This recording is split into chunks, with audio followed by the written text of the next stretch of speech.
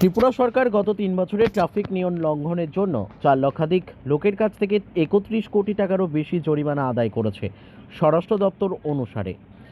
সোমবার বিধানসভার বাজেট অধিবেশনের দ্বিতীয় দিনে মুখ্যমন্ত্রী অধ্যাপক ডক্টর মানিক সাহা সিপিআইএম বিধায়ক নির্মল বিশ্বাসের প্রশ্নের লিখিত উত্তরে জানিয়েছেন, ২০২১ থেকে ২০২২, ২০২২ থেকে ২০২৩ এবং ২০২৩ থেকে ২০২৪ সালের জানুয়ারি মাস পর্যন্ত বিনা হেলমেট পরিধান এবং বৈধ যানবাহনের নথি ছাড়া গাড়ি চালানোর জন্য মোট ৪,১১,৫৫০ জনকে শাস্তি দেওয়া হয়েছে।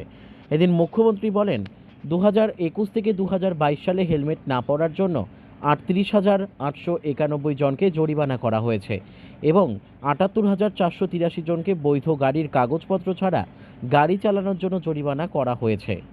মোট সংগৃহীত পরিমাণ ছিল ৯,৬৬,৯১০ টাকা।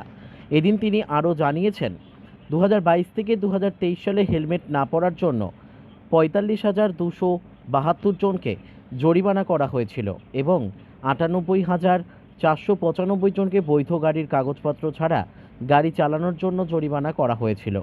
মোট সংগৃহীত পরিমাণ ছিল ১১,২৩,৩৬,৭০০ টাকা।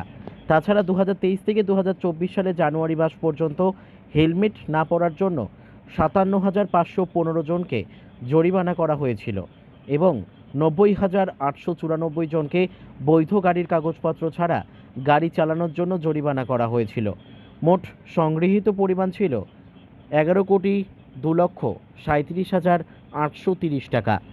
মুখ্যমন্ত্রী বলেন যে মোটর যানবাহন আইন ১,৯৮৮ এবং কেন্দ্রীয় মোটর যানবাহন বিধি ১,৯৮৯ এর বিধান অনুসারে জরিমানা আরোপ করা হয়েছিল। নিরাপত্তার জন্য ট্রাফিক নিয়ম মেনে চলা এবং হেলমেট পরার গুরুত্ব সম্পর্কে জনগণের মধ্যে সচেতনতা সৃষ্টির জন্য সরকার পদক্ষেপ নিচ্ছে।